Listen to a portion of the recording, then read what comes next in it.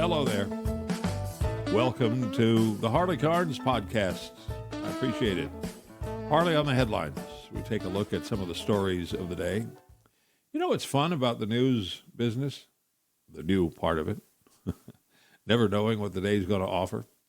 And I sure hope there's something worthwhile in these brief visits for you, and that you will come back time and again and help invite others to join us. Like, follow, subscribe, and a little word of mouth.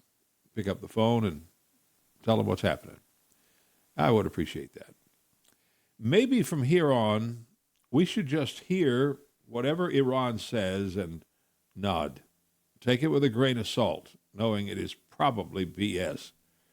After all the hubbub over Iran saying no, they don't have any plan to let international nuclear inspectors in to the facilities they still have, enrichment facilities mostly, and Trump saying yes, they will, now the boss of the UN nuclear agency says yes, they will.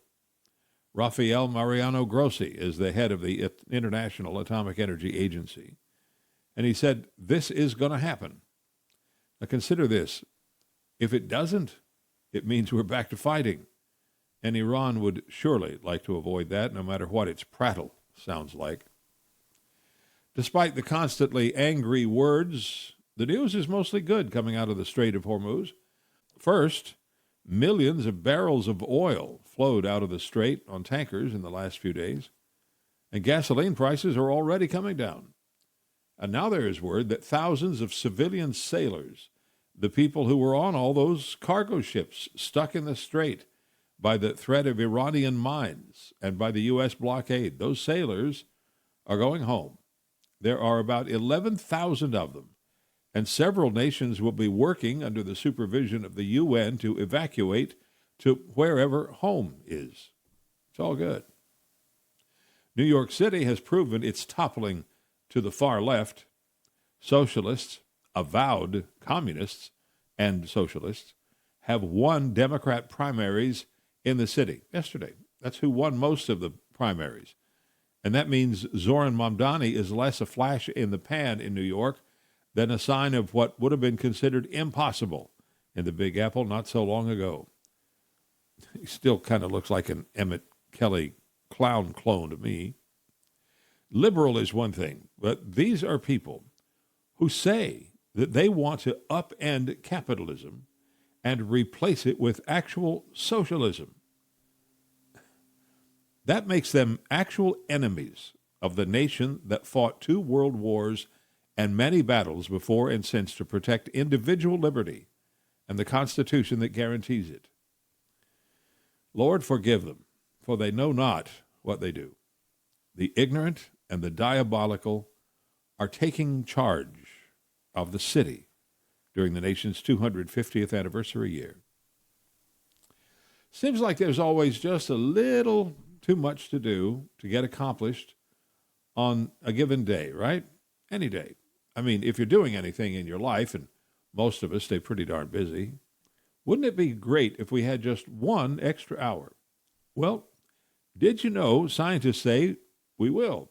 The Earth is slowing down as it rotates, as the tides and the oceans change the balance of weight and so forth, and the planet. And one day soon we will have 25 hours in a day, not just 24. Soon, in geologic time. Our days are getting longer by approximately 1.7 to 2.3 milliseconds every century. In about 200 million years, mankind will have to manufacture clocks. They're gonna look pretty odd with an odd number of hours. I mean, a 25-hour day would mean a 12-and-a-half-hour clock, wouldn't it? Won't matter. Human civilization is likely to be long gone by then. So enjoy the rising and the setting of the sun at today's higher speed. Enjoy it every day, or as long as you can. It's still Cristiano Ronaldo and Lionel Messi at the top of the sport of soccer. Both stand alone in playing in 6 World Cup tournaments, and Ronaldo, who scored twice yesterday, is the only player to score in all 6. Messi didn't score in one of those World Cups. Now, Messi has more goals, 18 in those games. Ronaldo has 10. Both are legends. Yesterday's game was the 230th of Ronaldo's sensational career. That's the most ever. He's 41. He's still a blaze of light on the pitch. Now, you're going to want to hear this one. I mean, really. Some Guinness records are just way better than others. Chad Caruso crossed the United States from west to east on his skateboard in 39 days. So the whole thing was just this constant facing of the hardest day of my life and barging into the unknown. Skateboarder Chad Caruso describes his skating journey as an incredible feat, but it begs the question, how does someone decide to glide across the country on a skateboard? It actually started with an idea to do it across Italy a while ago, which is much thinner. And ended up not doing it, and then the idea stuck in my head, and I started researching. I saw nobody had really done it for the Guinness Record, and that's what hooked me initially.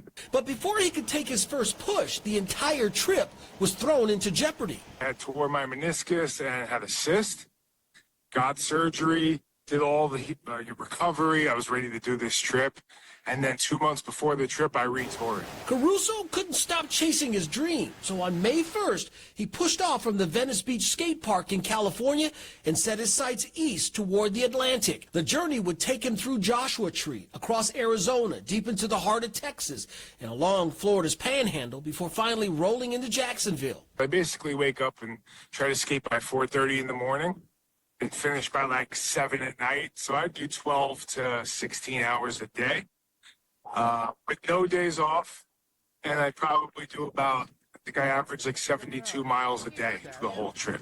And then there was the support. Everywhere he rolled, people showed up to cheer him on. People would just hand me water bottles or food, money, donations live. They would just hand it to me there. I mean, in the hundreds. He even had a scary moment he'll never forget. Pushing into the dark, and out of nowhere, a deer gets spooked and runs across the highway, and like 3 feet in front of me, this thing would have took me out. It had no concern if I was there or not. And like just looking at it, like making eye contact with it, I was like, you know what? I think I'm done for the day. A month later, after leaving Venice Beach, Caruso reached his destination in Jacksonville on June 8th. The journey came with memories that will last a lifetime. America taught me that everyone has a huge heart and wants to be nice and there for each other. You know, and if you come to a situation with a positive attitude or a smile, that's most likely what you'll get back. Powerful stuff, huh? The video is from WPTV in Florida. There's actually a little bit more to the story, which makes it even better. He said skateboarding saved him from alcohol. He is celebrating 10 years sober.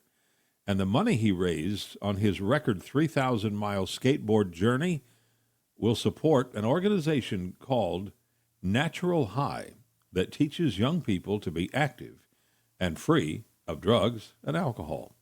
Chad Caruso is, for sure, our hero of the day.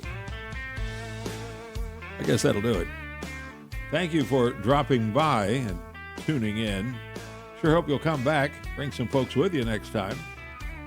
You've given me a little bit of your time. I do appreciate that because time is precious. And I hope you'll pop in from time to time to harleycarnes.com. Find the podcast on Spotify and X and Facebook as well. I am Harley Carnes, and until next time, do yourself a favor. Make some good, conscious choices in your life. Make a decision to be happy and fly safe. It's the only way to get there. It really is.